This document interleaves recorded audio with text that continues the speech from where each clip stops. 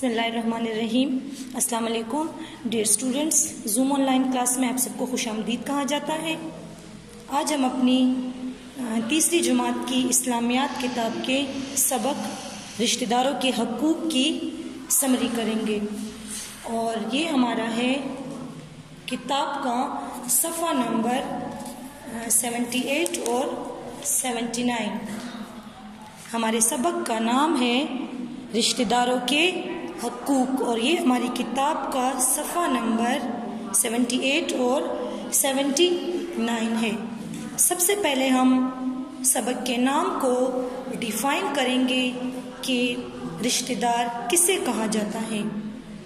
یہ تو آپ سب بچوں کو پتہ ہی ہوگا کہ جو ہمارے خالو، خالہ، ماموں، ممانی، چچا، چچی، پھپھا، پھوپھی وغیرہ ہیں، یہ سب ہمارے رشتہ دار کہلاتے ہیں، ٹھیک ہے۔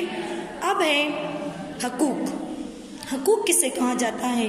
حقوق ہے حق کی جمع، اور حقوق کا مطلب ہے خیال رکھنا۔ حقوق کا کیا مطلب ہے؟ خیال رکھنا۔ اب اسلام میں حقوق کی کتنی قسمیں ہیں؟ اسلام میں حقوق کی 2 قسمیں ہیں۔ اسلام میں حقوق کی 2 قسمیں ہیں۔ نمبر 1 ہے حقوق اللہ، یعنی اللہ کے حقوق۔ نمبر 2 ہے حقوق العباد، بندوں کے حقوق۔ اب ہم سب سے پہلے حقوق اللہ یعنی اللہ کے حقوق کے بارے میں پڑھیں گے۔ اب اللہ کے ہم پر کون کون سے حقوق ہیں اس کے بارے میں ہم پڑھیں گے۔ ارکان اسلام۔ ارکان اسلام کے بارے میں آپ سب بچے جانتے ہیں۔ کلمہ طیبہ، نمبر 1 ہے کلمہ طیبہ۔ بحیثیت مسلمان ہونے کی وجہ سے ہم کلمہ پڑھتے ہیں، لا الہ الا اللہ محمد الرسول اللہ، یعنی اللہ کے سوا کوئی معبود نہیں اور حضرت محمد اللہ کے بندے ہیں، ٹھیک ہے۔ اب ہم اللہ کو بھی مانتے ہیں اور اللہ کے رسول کو بھی مانتے ہیں، تو ہم سب مسلمان نماز بھی پڑھتے ہیں، ٹھیک ہے۔ ہم دن میں 5 اوقات اللہ تعالیٰ کی عبادت کرتے ہیں، ٹھیک ہے۔ اس کے بعد رمضان المبارک کے مہینے میں روزے رکھتے ہیں، ٹھیک ہے۔ مسلمان ہونے کی وجہ سے ہم رمضان المبارک کے مہینے میں 30 یا 29 روزے رکھتے ہیں، اور وہ مسلمان جو صاحب حیثیت ہو، یعنی جس کے پاس مال ہو، دولت ہو، تو اس پر زکوٰۃ فرض ہوتی ہے، ٹھیک ہے۔ اور صاحب حیثیت مسلمان پر حج بھی فرض ہوتی ہے۔ تو کلمہ، نماز، روزہ، زکوٰۃ اور حج یہ اللہ تعالیٰ کے ہم پر حقوق ہیں جو ہم ادا کرتے ہیں، ٹھیک ہے۔ اب اللہ تعالیٰ ہمیں اپنے حقوق کے ساتھ ساتھ بندوں کے حقوق ادا کرنے کا بھی حکم دیتا ہے، ٹھیک ہے۔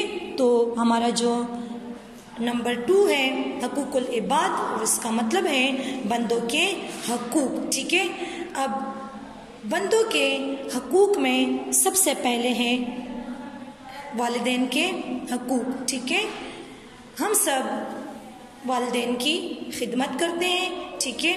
اس کے بعد اولاد کے بھی حقوق ہوتے ہیں۔ اولاد کے کیا حقوق ہوتے ہیں؟ کہ وہ اپنے والدین کا خیال رکھتے ہیں، ان کا ادب و احترام کرتے ہیں، ان کی خدمت کرتے ہیں، ان کا کہنا مانتے ہیں، ٹھیک ہے۔ اس کے بعد ہم پر پڑوسیوں کے بھی حقوق ہیں۔ پڑوسیوں کے کون سے حقوق ہیں؟ ہم اپنے پڑوسیوں کا خیال رکھتے ہیں۔ ہمارے گھر اگر کوئی اچھی چیز بنی ہوتی ہے تو ہم اپنے پڑوس میں ضرور بھجواتے ہیں، ٹھیک ہے۔ اس کے بعد ہے اساتذہ کے حقوق۔ تو ہم اپنے اسکول میں اپنے ٹیچرز کا ادب و احترام کرتے ہیں اور ہم ان کا خیال رکھتے ہیں۔ اس کے بعد آتا ہے رشتہ داروں کے حقوق۔ اس کے بعد کون سا آتا ہے؟ رشتہ داروں کے حقوق۔ اب اللہ پر ایمان لانے کے بعد ہم سب پر رشتہ داروں کے حقوق بھی فرض ہیں، تو ہمارا آج کا ٹاپک بھی ہے رشتہ داروں کے حقوق۔ اب رشتہ داروں سے اچھا سلوک کرنا، ان سے محبت کرنا، ان سے صلح رحمی کرنا، ان سے انسان جو ہے وہ اللہ تعالیٰ کا محبوب بن جاتا ہے. یعنی جو رشتہ داروں کے ساتھ اچھا سلوک کرتے ہیں، ان کا خیال رکھتے ہیں، تو اللہ تعالیٰ ان سے راضی ہو جاتا ہے. یعنی اللہ تعالیٰ کے نزدیک سب سے محبوب عمل، سب سے اچھا عمل رشتہ داروں سے حسن سلوک کرنا ہے. ٹھیک ہے. اب قرآن پاک میں کئی جگہوں پر رشتہ داروں سے احسان کرنے کی تاکید کی گئی ہے. ٹھیک ہے. اب رشتہ داروں سے احسان کرنے کی تاکید کی گئی ہے کہ رشتہ داروں کے ساتھ احسان کرو. اب ہم رشتہ داروں کے ساتھ کون سا احسان کریں گے؟ اگر ہمارے رشتہ دار بیمار ہیں تو ہمیں ان کی عیادت کرنی چاہیے. ٹھیک ہے. ان کی خبر گیری کرنی چاہیے. اگر وہ بیمار ہے تو ہمیں ان کے گھر جانا چاہیے. ٹھیک ہے.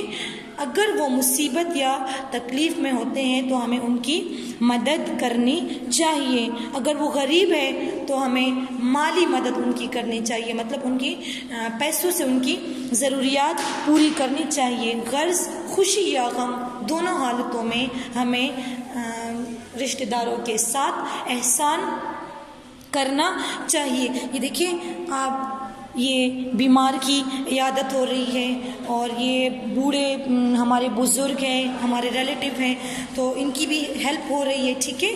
اب ہے جس طرح قرآن پاک میں رشتہ داروں کے ساتھ احسان کرنے کی تاکید کی گئی ہے، تو اسی طرح ایک حدیث میں بھی بتایا گیا ہے، اور حدیث مبارک ہے لا يدخل الجنت قاطع، لا يدخل الجنت قاطع. اس کا مطلب ہے رشتہ داری توڑنے والا جنت میں داخل نہیں ہوگا. اب آپ صلی اللہ علیہ وسلم نے فرمایا، آپ صلی اللہ علیہ وسلم نے کیا فرمایا؟ رشتہ داروں سے اچھا سلوک کرنا، کہ رشتہ داروں سے اچھا سلوک کیا کرو، ان سے اچھا برتاؤ کیا کرو. مطلب رشتہ داروں سے اچھا سلوک کرنا اور ان سے اچھا برتاؤ کرنا، یہ وہ عمل ہے جو انسان کو جنت کی طرف لے جاتا ہے. کیونکہ جب ہم رشتہ داروں کے ساتھ اچھا سلوک کرتے ہیں، ان کا خیال رکھتے ہیں، تو ہم سے اللہ تعالیٰ راضی ہو جاتا ہے اور اس کے بدلے ہمیں جنت ملے گی. ٹھیک ہے. اور رشتہ داروں سے تعلق توڑنا، رشتہ داروں سے تعلق توڑنا انسان کو دوزخ کی طرف لے جاتا ہے. ٹھیک ہے. یہ تھی آج کی سمری.